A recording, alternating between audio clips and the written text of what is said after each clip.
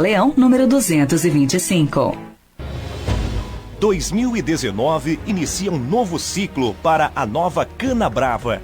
A motivação por novas oportunidades nas áreas do agronegócio e da bioenergia enaltece cada vez mais a busca por novos desafios. Estamos comprometidos com o desenvolvimento da nossa região e o bem-estar das pessoas. Um novo tempo, uma nova história. Nova Canabrava Bioenergia. Energia para crescer.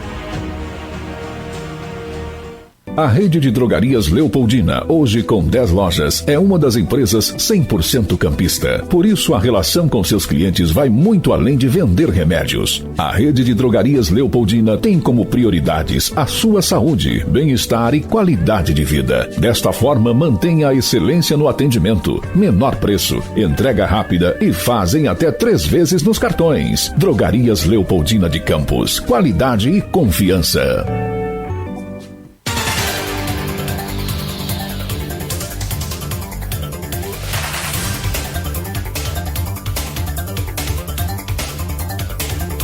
Estamos de volta com o Folha no Ar, primeira edição, são 8 horas e 25 minutos. Voltamos aqui com um papo com Aloysio Abreu Barbosa, Cristiano Abreu Barbosa. Falar um pouquinho da política local, não é isso, Aloysio? Rolando essa bola aí, Cristiano com ex-peladeiro aí. Jogar na frente. Era bom, não era tão bom quando você achava, não, mas batia uma bola. Comparado a mim era bom. Qualquer um comparado a mim era bom. Mas mata aí. Mas comparado a seu pai, não. Seu pai jogou muita bola. A gente não viu o papai jogar, né? Ah, mas ele jogou muita bola. Vários relatos, eu já vi ele jogar veterano, com 30 e tantos anos. Não, eu me lembro que uma vez, papai nunca ensinou papai com futebol. Ele estava na casa de um amigo comum, não vou falar quem em Gruçaí ele tinha tomado algumas. Eu era garoto, tava batendo bola assim com alguém, que é coisa de criança, né? E ele chegou, assim, do nada, ele tinha bebido. Ele foi fazer aquela elevação que você vai com o calcanhar aqui por trás e joga a bola por cima do corpo. E a bola não saiu do lugar, falou, pô, fazia isso tão bem quando era novo. Eu me lembro com a cara de frustração dele. E realmente, para a maneira como ele falou, ele devia ser sincero, ele devia fazer essa jogada bem. Mas ali não rendeu, não. A bola não saiu do lugar. Eu vi teu pai jogar com uns 30 e poucos anos. Esse cara é muito raçudo, né? Perinho Ribeiro ele era muito habilidoso também. Ele jogava na posição de contenção. Ele hoje seria o volante, né? Era muito ele chamava na época de halfback, né? Papai fez o gol do título do Rio Branco em cima do americano, né? Ele era bom de cabeça, embora baixo.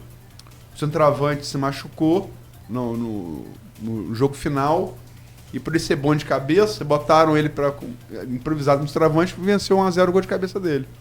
E isso que você falou não significa muito, né? Porque o Romário, bem mais baixo que seu pai, fez muito gol de cabeça. Zico, 1800 gols de Zico, acho que com 100 são de cabeça. É impressionante. E um homem baixo, bem baixo. Muitas vezes o gol de cabeça é o posicionamento, né? E um jogo que eu fui ao Maracanã, porque eu nunca suportei o Leão. Nunca suportei o Leão. Sempre achei o Leão uma das maiores mentiras do futebol brasileiro. Essa é a minha opinião. É um bom goleiro, né? É um goleiro razoável. Bom, ele foi pro Vasco, que eu tinha implicância. Eu nunca tive implicância com o Flamengo. Aí foi Vasco e Flamengo. Na semana o Leão falou assim, o Zico nem que o como é que é aquele Leônidas reencarne, ele vai fazer gol no Leão. Esse jogo eu quero ir ver. Aí eu fui com 2 amigos meus flamenguistas. O Zico fez 3, não fez 1, não. Fez 3. Tem um de cabeça que ele fez de cabeça, encobrindo o Leão da meia-lua da grande área. Só para você ter uma ideia. Zico então, não era um exemplo assim, até hoje como homem, mas Zico provocado, ele... Esses tricolores lembram bem o que deu que chamar de bichado, né? Fez 3 também. Fez 3. Embora, registre-se, nunca foi campeão acima do Fluminense. Ele conta que estava num jogo... ele contou algumas vezes. Ele estava num jogo contra o Fluminense e tem um tipo Fla-Flu e tal, sobre isso, que tem Assis, Washington. E aí ele estava num jogo assim, Maracanã, alguém pula de geral, pula o fosso. E ele tava de costa e não percebe. Ele tinha feito uns 2, 3 gols no Fluminense. E alguém agarra ele, toma um susto, alguém agarra ele pela perna. Esse é o tricolor. Pelo amor de Deus, para de fazer gol no meu time. Rapaz, o Zico contando Não, as histórias. Zico não é fanfarrão. Ele Não, conta essa ele história, contando verdade. essas histórias Ele conta da é risada. sensacional, porque ele cai na risada. E ele tem quando ele começa a rir, a voz dele fica fininha. É muito engraçado Ele é mesmo um de bom falar. caráter. Ah, né? ele é Coisa que espetacular. é difícil ver no, Ele é no unânime. futebol de hoje, né? Ele é unânime. Um jogador unânime. Não tem. Não só como jogador, como pessoa. Né? Como pessoa. O próprio Roberto, que era o rival, vamos dizer assim, do Vasco, não chega, não tem a mesma dimensão, mas também foi Nem como jogador, né? foi um artilheiro e era o ídolo do Vasco na época. Na vida pessoal deu aquelas escorregadas, né? Como presidente ele não foi tão bem, como político não foi tão bem. O Zico você vê que é retidão de caráter, né? É. E você sabe que a volta do Roberto, quando ele foi para a Espanha, que não se deu bem, a volta dele para o Vasco, Barcelona, né? no Barcelona, a volta ou do Real, Barcelona. a volta dele, ele ficou pouco tempo, a volta foi o Zico que armou, porque o Roberto falou com o Zico, eu não estou aguentando, quero voltar, o Zico foi no Flamengo, fez assim, vamos fazer o seguinte, vamos dizer que a gente vai contratar o Roberto, porque o Vasco vai lá e buscar, e foi o que aconteceu. Eu acho que talvez, porque o grande... Você falou uma coisa aqui que é verdade, que eu não esqueci. Não lembro o programa qual foi. Que o grande gênio do esporte, ele precisa ter humildade, mas também precisa ter uma dose certa de arrogância. Sim. Zico era tão gente boa, tão reto, que talvez por isso ele não tenha sido mais vencedor ainda do que foi no futebol. Aquele jogo contra a Itália, que define o que vai ser o futebol, no mínimo durante 10 anos, aquele jogo da Copa de 82 contra a Itália, e eu entrevistei Zico, eu me lembro que eu perguntei isso a ele, entrevista pessoal, eu falei assim, por que aquele jogo definiu o futebol? E ele, quase que um suspiro, de uma maneira impressionante. Pelo menos até a Copa de 90. Barcelona de Messi é quando? Barcelona de Guardiola é quando? Começa no final dos anos 90, não é? Então, pelo menos até o Barcelona de Guardiola e Messi. Acho que é 2000, né? Final de 90. Então vou botar aí 15, 20 anos, o futebol de marcação, a partir daquele jogo contra a Itália, dominou. Porque um time brilhante, tecnicamente, perdeu a vaga para um time que tinha grandes jogadores, e a Itália. Mas, que era uma boa seleção. Assim, mas que tecnicamente mereceu não aquela se... vitória. Sim. Quem revê aquele jogo sem paixão, na verdade, mereceu. Eles tinham vencido a Argentina já antes que começaram a crescer ali, né? Mas o Brasil tinha matado empate. Mas a Itália, sim. Itália começou o Mundial um pouco desmoralizada por conta de escândalos. Inclusive o Paulo Rossi. Paulo Rossi estava. Inclusive o Paulo Rossi estava envolvidíssimo nessa história. Quer dizer, envolvidíssimo que eu digo, eu não sei da culpa dele. Ele foi suspenso, ele foi acusadíssimo. Mas Zico, né, o treinador da Itália era o Arrigo Sacchi. Ele botou Gentili, que era um marcador, um carrapato, para o Maradona, ele anulou Maradona. No jogo que foi um triangular, triangular. Um sistema que depois não se perpetuou. Só aconteceu isso parecido na Argentina em 78. Mas não ficou. Não deu certo. E botou Gentili para marcar Zico. E, aliás, Gentili cometeu um pênalti claríssimo em Zico, que se tivesse VAR hoje, ele rasgou a camisa de Zico num giro. Varzio ou VAR? Quê? Varzio ou VAR? Varzio como assim? Que a imprensa argentina está chamando o VAR de Varzio. Que só beneficia o Brasil. Que teve um pênalti ontem, parece, eu não vi o jogo. O jogo do Palmeiras com o Godoy Cruz pela Libertadores, estava 0-0, não sei o quê. Diz que teve um pênalti escandaloso que o VAR referendou contra o time argentino, que definiu o jogo, fez 1-0, daí virou 4-0. Assim, mas naquele caso do Gentili não precisaria nem de VAR, a camisa de Zico rasgou. Eu lembro do lance. Ele mostra a camisa rasgada pro juiz e o juiz finge que não viu. Precisava nem de VAR. Aliás, uma lapada também de juiz na Copa de 78, quando o Brasil fez o 2-1 em cima da Suécia. Tava foi um gol olímpico, né? Foi um gol quase olímpico, foi um gol do Zico de Foi gol de cabeça. Zico de cabeça. Foi uma de Zico. cobrança. Ele parou o jogo na cobrança do escanteio. Que o Zico A bola no ar. desviada foi esse mesmo. Ele alega que parou na cobrança de escanteio. Primeiro, não pode. Aqui inacreditável. Né? E segundo, que não foi. Mas só para definir o que eu queria dizer em relação à coisa do caráter de Zico e tal, Tele sentiu que o jogo estava duro e deslocou. No primeiro e segundo tempo, se quem viu o jogo pode observar, eu observo muito parte tática. Ele troca Zico com Éder, ele puxa Éder por meio e joga Zico na ponta para puxar Gentili para abrir a marcação. Zico aceitou.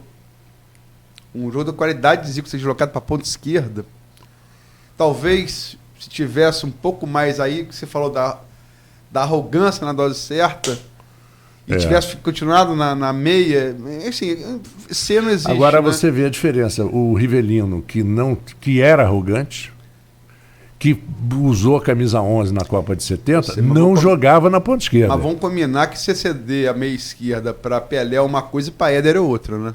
Ah, bom. Vamos combinar. Não. E o Éder era um grande ponteiro esquerdo. Sim, mas ele fez isso para puxar Gentili para poder abrir a marcação. Mais ou menos o que Zidane fez contra o Brasil 2006.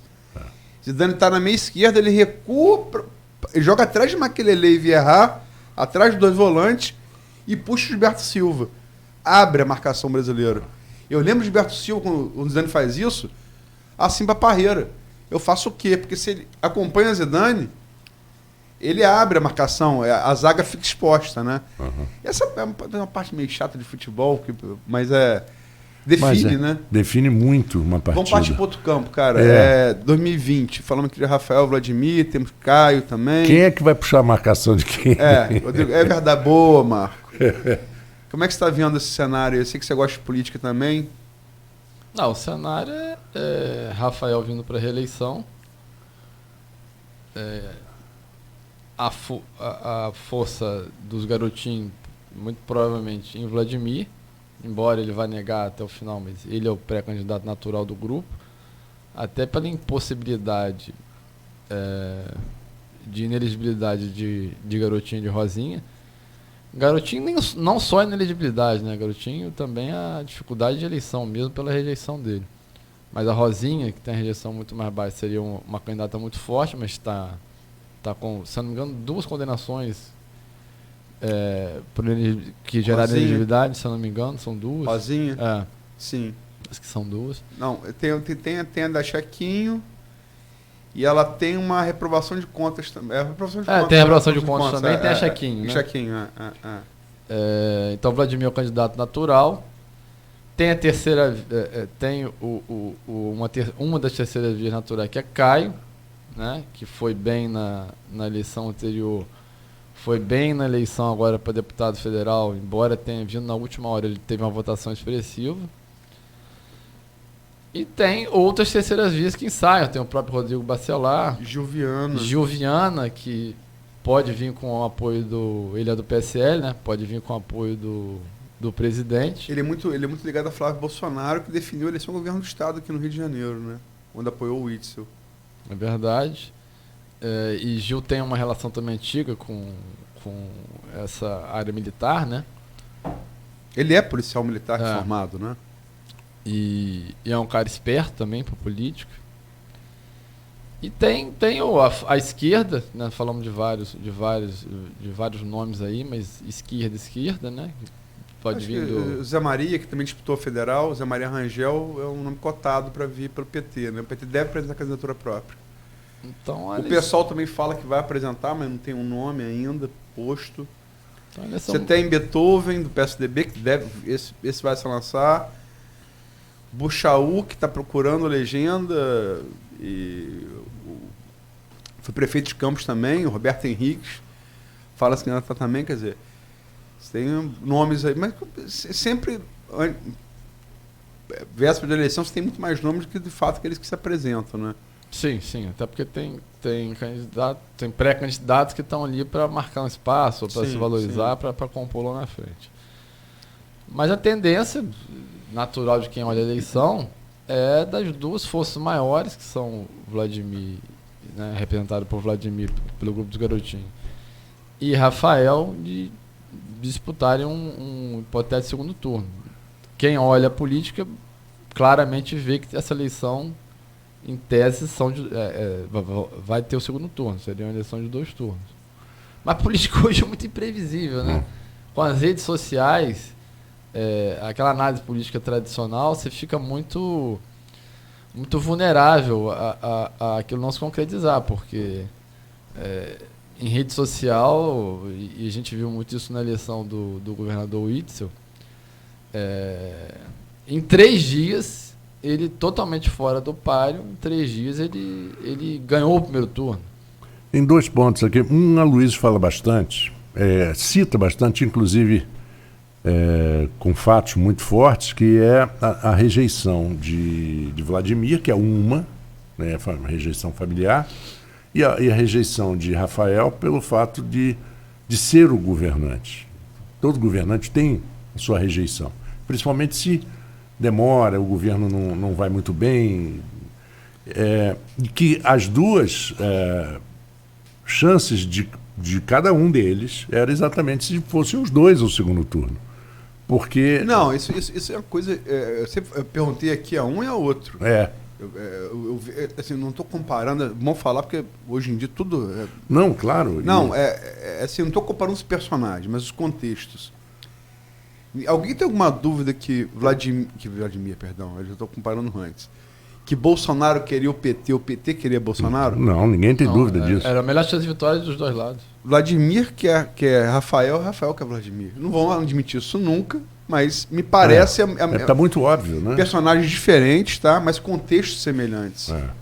É isso que eu Nesse digo. ponto, Caio o Gil, né?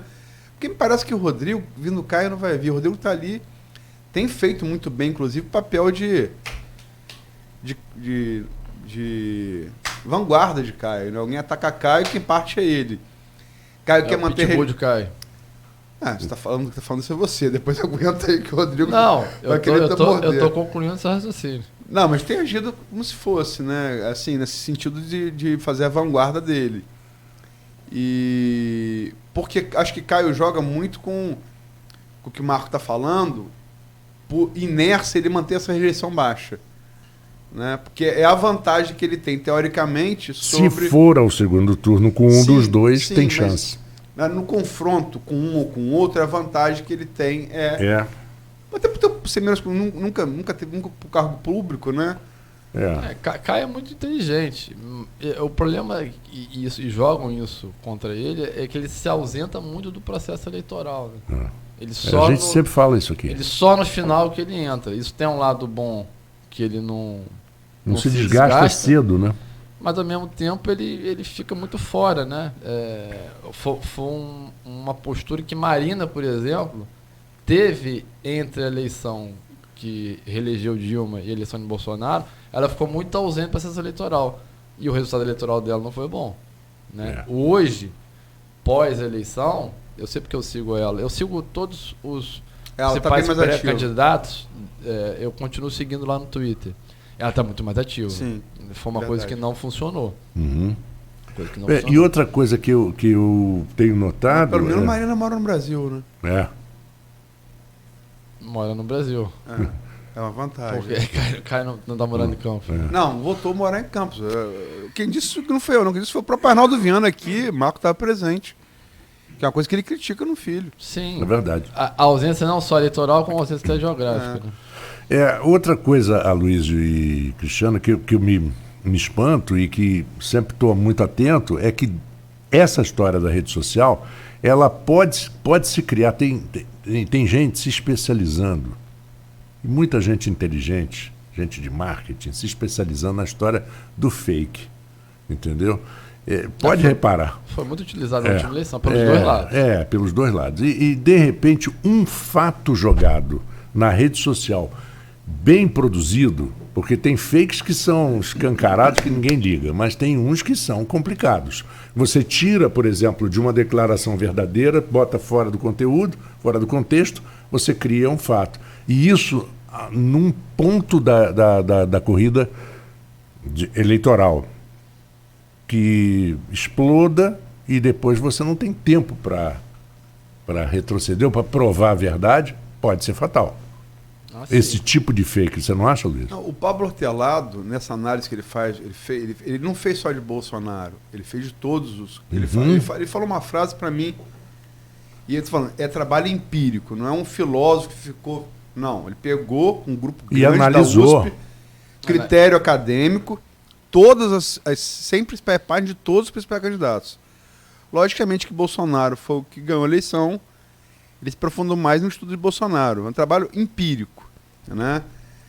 É um cara assim, é um cara que faz a transição da teoria para o empirismo, que é um cara a ser observado, esse Pablo Hortelado, que é professor de filosofia da USP. O cara admira, é novo.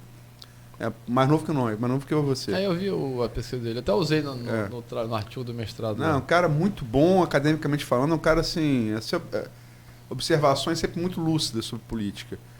Mas, enfim, o que ele fala, é uma frase que marcou muito, é o seguinte: não é que Bolsonaro usou, que a esquerda alega muito isso, né?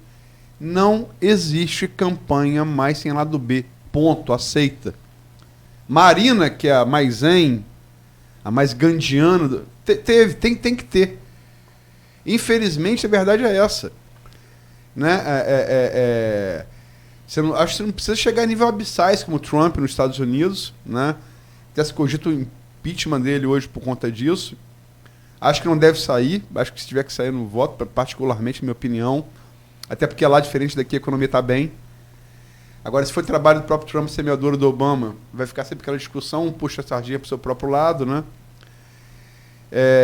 Mas, assim, não existe campanha sem lado B. Ele fala isso assim, de maneira muito clara. Não existe. E ele até aponta, você tem maneiras de tentar impedir isso. Essa coisa, a gente fala muito dos Estados Unidos, a gente observa, a maior democracia do mundo é a Índia. É a Índia. É a maior democracia em número do mundo, né? E elege primeiro-ministro há muito tempo também. A independência dela da Alemanha é de 48. Inglaterra. Da Grã-Bretanha. Grã-Bretanha. Inglaterra não, Grã-Bretanha. Não sei se você falou Alemanha. Alemanha? Falei Alemanha? Falou. Falei Grã-Bretanha, né? Não. Acho que falei embolado Grã-Bretanha, você entendeu Alemanha. Grã-Bretanha. Mas essa limitação de grupo de Facebook, de mensagem de WhatsApp, que você pode mandar para 5... Isso já vai ajudar bastante a coibir. Não, mas isso veio a partir da Índia. Na Índia. A Índia tem experiências interessantíssimas, porque são 1 bilhão de pessoas, é enorme, e elegem presidente parlamentares, executivo, né? Enfim, e ele fala isso, porque... a Índia trabalha com essas contenções em período eleitoral de fake news. Porque você imagina na Índia, se aqui a gente com 250 milhões acha que é um absurdo, imagina na Índia que é 1 bilhão de pessoas. Como é que isso não corre? Mas agora, ele fala isso claramente, cara. Não há mais campanha política no Brasil e no mundo sem lado B. Todo mundo vai fazer.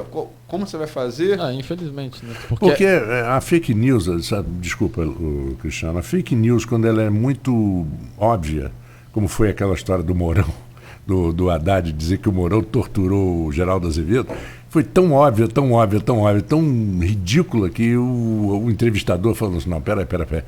Ele tinha 11 anos, Mourão, quando o Geraldo Azevedo alega que foi torturado por ele, o Mourão tinha 12 anos, não pode ter torturado o Geraldo Azevedo. E ao invés do Haddad chegar e dizer, não, então deve ser outra pessoa, estou fazendo uma confusão. Não, ele insistiu com o discurso e falou assim, então vocês vão lá e perguntam para o Geraldo Azevedo, que eu não tenho nada com isso. Foi o Geraldo Azevedo que falou. Lá, até agora o presidente da República falando uma coisa que insistindo na aviação, que é mentira. Não, que foi o justiçamento do grupo do cara do presidente da OAB, porque eu não gosto, porque esse presidente da OAB, que realmente tem uma história de ligação a um grupo de esquerda, não permitiu que fosse periciado o celular da dele, e está correto, brigou por uma garantia da sua classe, que está na Constituição brasileira, né? E porque lá atrás, quando Bolsonaro homenageou o único torturador que aquilo foi horrível, condenado pela justiça brasileira, O coronel Carlos Brilhante Ustra, que Eduardo Bolsonaro bota a camisa, Ustra vive, é o único torturador condenado que a gente tem no Brasil. Né? Ele falou aquilo da Dilma, como é que é? O flagelo. O terror de Dilma Rousseff. Ele falou no voto, na hora do voto. Porque teria torturado Dilma. Inclusive, segundo relatos, tomam em rádio, mas enfim, com introdução de ratos na vagina, uma coisa assim absurda. Como é que você pode defender uma coisa dessa? Enfim. Eu não sei em relação. Aí usa uma fake news e está usando, continua usando, não tem nenhum pudor em não usar. Uma das. E o presidente da República. Uma das principais personagens da esquerda na época, da tortura e da história, foi a Vera Silvia Magalhães. Sim, sim. Vera Silvia Magalhães, que nega que Dilma foi torturada. Ela nega. Ela diz: Dilma não foi torturada. Era minha amiga, era minha parceira, tinha um nome tal, essa Vera Silvia foi torturada, saiu de cadeira de roda, levou quase 5 anos lá fora. Todo respeito a ela, pela lógica, ela ficou alguns meses presa. O modus operandi era de tortura. Era. Não, eu sei. Difícil que ela... Eu não estou defendendo nada. Ela Palmares, ela coordenou, junto com Carlos Lamarca, o sequestro do embaixador dos Estados Unidos, Charles Elbrick. Sim. Eu acho, sinceramente, pelo modus operandi, pela posição que ela tinha na VAR Palmares... Você diz a Vera Silvia? Não, eu digo a Dilma Rousseff. Tá. Dilma Rousseff participou com Carlos Lamarca, capitão da guerrilha, do sequestro do Charles Elbrick. Ela não foi elemento, ela não participou física, mas ela participou da concepção. E a Vera Silvia também. A Vera Silvia estava na casa onde ela estava. não tenha sido torturada. Eu também não estou julgando isso, eu estou dizendo o depoimento da Vera Silvia. Tem uma entrevista de mais de 1 hora da Vera Silvia que está no YouTube, todo mundo... Mas, Marco, quem pode dizer isso são 2 pessoas, o torturador e o torturado. Quem estava lá junto, não estava na mesma cela, estava na sala o tempo inteiro, enfim. Isso é de menos também. Sim, agora de qualquer maneira, ela defesa porque o regime militar fez. Não, claro que não, né? Mas o que eu digo... desculpa, Cristiano. Não, e o problema, vamos dizer assim, macro, é que o presidente, ele faz defesa do que o regime militar fez. Né? Ele faz. Em vários aspectos. Nesse dia que o Aloysio, nesse dia que a Aloysio se refere da votação do impeachment, foi de um ridículo, foi chocante. Depois teve troca de cusparada e desnecessário entre João Willis e Eduardo Bolsonaro. Porque é o seguinte, olha só, se a chapa da Guerra Fria aqui esquentou no Brasil nos anos 60 e 70 e vivemos uma guerra, que é o que a direita quer colocar, vamos lá que tenha sido. Alguns historiadores estão defendendo essa tese agora. Amigo, desde o século XIX, que existe, sobretudo depois da Primeira Guerra Mundial, onde se usou arma química, gás laranja, gás mostarda, entre milhões de soldados, que foi uma guerra ali na Europa, guerra de trincheira, existem convenções de Genebra, na Suíça, que é o país neutro, onde se regra. Porque até entre inimigos, isso é uma coisa muito antiga, como eu diria, desde Príamo na Guerra de Troia para Aquiles, somos inimigos e mesmo entre inimigos pode haver respeito. Isso é uma coisa que está desde da Ilíada, cara. E é regrado pela Convenção de Genebra do século XIX, com muito ênfase depois da Primeira Guerra Mundial. E você tem regra de tratar. E na Segunda Guerra você teve o Tribunal de Nuremberg que condenou à morte vários criminosos alemães. E você tem o Tribunal Corte Internacional de Haia. Sim. Entendeu? Se não for o próprio país, você tem uma corte internacional para julgar. É bom lembrar, apologista da ditadura, que Pinochet quase foi levado para a Haia preso. Foi na Espanha tratar do câncer, não, você vai para a Haia. E é um caso muito análogo, até por proximidade, por tempo, né, aos ditadores do Brasil. Né? Os argentinos foram condenados também. Mas na Argentina, o Pinochet... ele estava na Europa. Ele ia ser levado para a Haia. Engraçado é que normalmente nos países sul-americanos que passaram por ditaduras, os presidentes que sucederam, acho que é o primeiro caso de alguém que esteja defendendo o regime anterior. Né? Acho que eu não lembro de de um presidente sul-americano ali, depois democraticamente, que fique defendendo o regime anterior. Normalmente eles são contra. Mas enfim. Não, Mesmo- defendeu até ditadores de outros países. Defendeu o Stroessner, que era um assumido pedófilo. Ele defendeu o Stroessner no Paraguai. Não é só os daqui, não. O Stroessner foi... Sim, isso também está no passado, né? O Brasil tem tantos problemas gravíssimos, né? Que o que já aconteceu, né? Ficar nessa pauta também, e ele insiste nisso, ele que puxa essa pauta. Né? Manobra diversionista. Manobra diversionista. É aí que tá, quer dizer, o Paulo Guedes aprova a economia e ele tá aqui discutindo sobre o que aconteceu há 40 No dia anos. seguinte da reforma da Previdência... Se o corpo foi queimado ou não foi queimado nos fornos da usina de Campos. Está todo mundo discutindo isso agora. Não muda muito, Muito né? mais do que a reforma, do que o segundo turno da reforma da Eu Previdência. sei, mas, por exemplo, acabou de sair um dado muito bom para o governo, né? Que nunca se gerou tantos empregos, acho que foi no mês de maio, né? Acho que são os dados agora que foram de maio, agora eu não lembro qual foi o mês, mas historicamente foi bom, foi muito boa a geração de emprego. Aí no dia seguinte o cara vai lá e solta a batatada. Saiu a reforma da Previdência, muito em função do Rodrigo Maia. No dia seguinte sai a notícia que Eduardo Bolsonaro vai virar embaixador. Então, ele joga contra ele mesmo. Pois é. O Dória, essas declarações agora, eu como analista, ele passou um limite um pouquinho a mais. O Dória se posicionou contra. O Rodrigo Maia ontem no Twitter falou que é a favor da sigilo de fonte de imprensa e do direito, no advogado. O sigilo entre advogado e cliente. Porque olha só, o problema é que as pessoas confundem. O Greenwald, por exemplo, sigilo de fonte é crítica constitucional. Artigo 220, artigo 5º. Como é que pode uma pessoa ficar 30 anos no Congresso Nacional sem conhecer a Constituição brasileira? Mas, enfim, se houve a fonte é criminosa, o hackeamento é criminoso, isso não se discute. Se aquilo foi pago, você pode ter um crime ali também. Agora, o sigilo de fonte é crítica constitucional, PT saudações.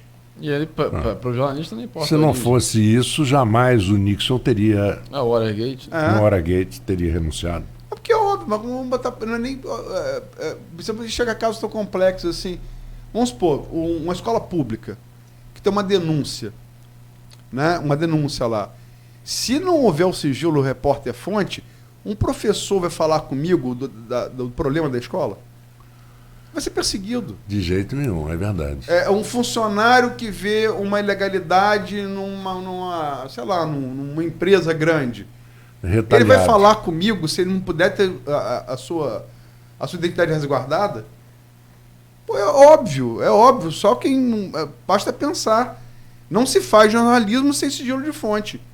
A não ser quem não queira ser atingido pelo jornalismo. Não queira viver numa democracia. Como é que você vai confessar com um padre? Transei com não sei quem. O padre Aliás, vai tem um filme. Aliás, tem um falar filme isso pra todo mundo. Um filme fabuloso, de um filme americano fabuloso de um crime, que o crime é confessado ao padre e o padre não pode.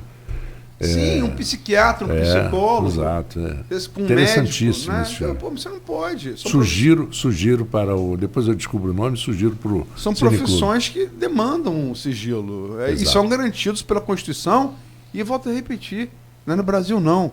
É em qualquer lugar do mundo. Democrático. Qualquer lugar Estado Democrático de Direito, né? Faltam 2 minutos para as 9. E nós vamos ter que faturar e temos que encerrar. Você, qual é a próxima participação sua no triatlo? Triatlo é um mundial de Nice, 8 de setembro. Tá. Vão estar os melhores do mundo lá. Para o ranking brasileiro, você vai participar da última de São Paulo. São 5 provas, você descarta os 2 piores. Eu, no caso, só vou ter 3 provas, vou ter que ir muito bem lá em São Paulo. Cristiano, obrigado por ter vindo. Né? Obrigado a vocês. E a Luísa também. Amanhã nós teremos a Luísa e o Joilson. Joilson Barcelos, né? Amanhã, deu entrevista aí que gerou bastante repercussão. Eu vi. E como? E agradecer a presença do Cristiano aí. O negócio de falar de irmão é complicado, né? Mas é uma pessoa pela qual assim, tenho tremenda admiração. Desde novo, uma pessoa muito obstinada, tudo que ele faz é assim. É até irritante isso, o cara obstinado. É um prussiano que nasceu para causa no Brasil, né? Parece sargento prussiano. Mas é admirável o que ele faz aí, depois de certa idade já, né? Já não é mais criança. E sempre foi assim. Eu me lembro de Cristiano, uma coisa que eu não esqueço. Só para encerrar, no Cristiano de Seca ali, eu jogava bola e tal, mas o Cristiano ficava treinando maneira de bater na bola, sozinho, com a bola do Mickey. Eu lembro disso, tinha uma bola do Mickey na parede. Sempre foi assim. E ficava com o pé todo ralado, porque ele dava efeito na bola, batia de peito de pé e ralava. Tu vivia com esse parada. Sempre foi, é dele, de criança. E parabéns pelo seu sucesso aí, cara, como atleta e como empresário, e, enfim. Vai que você é isso, né? É obstinação e... A Concagua não, pelo amor de Deus, a Concagua não. Fica só no triatlo. Tá bom. Não, essa história Admiração mútua. Essa história da admiração e tal, no esporte principalmente, é um pouco da filosofia do Obama, né? Yes, we can. Quer dizer, se você se determinar mesmo... A Concagua não tem filha pequena, pelo amor de Deus. Não, e é esporte amador, né? Né? Não falando de esporte amador. Exatamente. E o atleta amador, ele quer sempre... a briga dele é com ele mesmo. É sempre evoluir. Isso. Sim. Evoluir a sua própria marca pessoal. E tem alguns esportes onde, já por teoria, a sua briga é com você mesmo. Corrida é um deles. E as modalidades que vêm da corrida, como o triatlo, por exemplo. Como o tênis. O tênis você está jogando contra uma pessoa, é claro, a bola vai e vem, mas é uma luta muito interna também contra os seus limites, né? Contra a velocidade do seu saque e outras coisas, né? E muito psicológico. Você vê as entrevistas dos grandes jogadores, as referências para a vitória e para a derrota muitas vezes são psicológicas. Eles mesmo falam.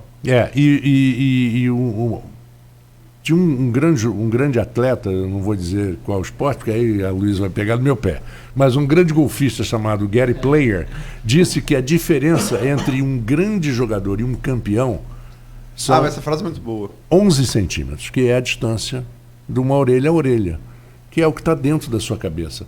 A pessoa, o cara é um golfista genial? Mas não é campeão. O cara é um tenista espetacular, como foi aquele Marat Safin, quem acompanhou o tênis, aquele russo. Foi rival do Guga. Foi rival do Guga. Grande tenista, sim, mas não era um campeão.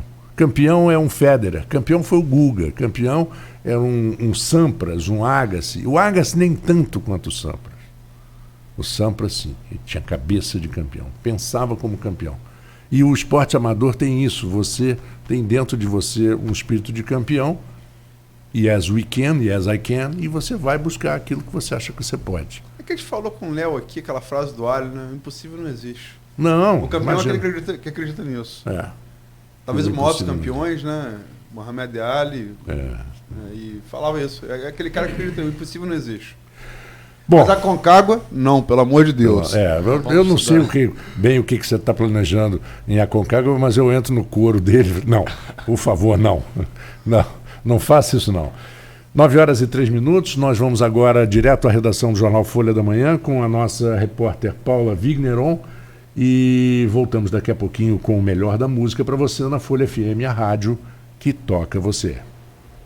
Bom dia, Marco Antônio, bom dia, Luiz, e bom dia aos ouvintes.